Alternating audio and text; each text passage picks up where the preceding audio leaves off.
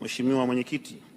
ili kutatua changamoto za usalama wa ndege na abiria katika mkoa wa Kagera, serikali imeanza utekelezaji wa mpango wa kudumu unaohusisha ujenzi wa kiwanja kipya kitakachokuwa na uwezo wa kuhudumia ndege kubwa, ambapo mnamo mwezi Januari 2025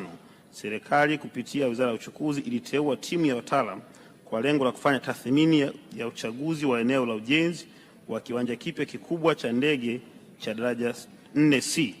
ambacho kitakuwa na uwezo wa kuhudumia ndege kubwa za abiria zinazoweza kubeba hadi abiria 220 kwa wakati mmoja.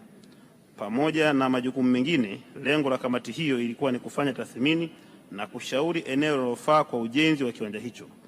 Mheshimiwa Mwenyekiti, tathmini eneo pendekezwa ambalo ni eneo la Kiabajwa lililopo eneo la wilaya Misenyi imeridhiwa na serikali na kwa sasa inaendelea na taratibu za utoaji ardhi kwa ajili ya ujenzi wa kiwanja kipya. Tayari imeanza kushauriana na serikali ya mkoa, mamlaka ya viwanja vya ndege na Wizara ya Ardhi, Nyumba na Maendeleo ya Makazi, na baada ya zoezi la utoaji ardhi kukamilika, taratibu za ujenzi zitaanza mara moja.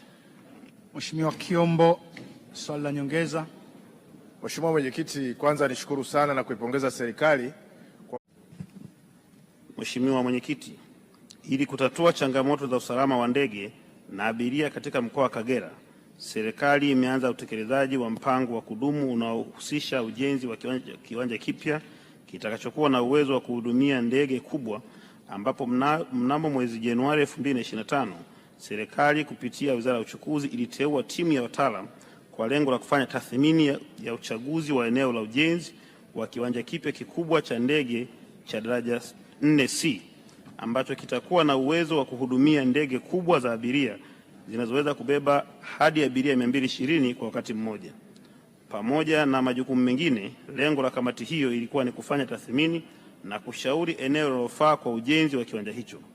Mheshimiwa Mwenyekiti, tathmini eneo pendekezwa ambalo ni eneo la Kiabajwa lililopo eneo la wilaya Misenyi imeridhiwa na serikali na kwa sasa inaendelea na taratibu za utoaji ardhi kwa ajili ya ujenzi wa kiwanja kipya. Tayari imeanza kushauriana na serikali ya mkoa, mamlaka ya viwanja vya ndege na Wizara ya Ardhi, Nyumba na Maendeleo ya Makazi, na baada ya zoezi la utoaji ardhi kukamilika, taratibu za ujenzi zitaanza mara moja.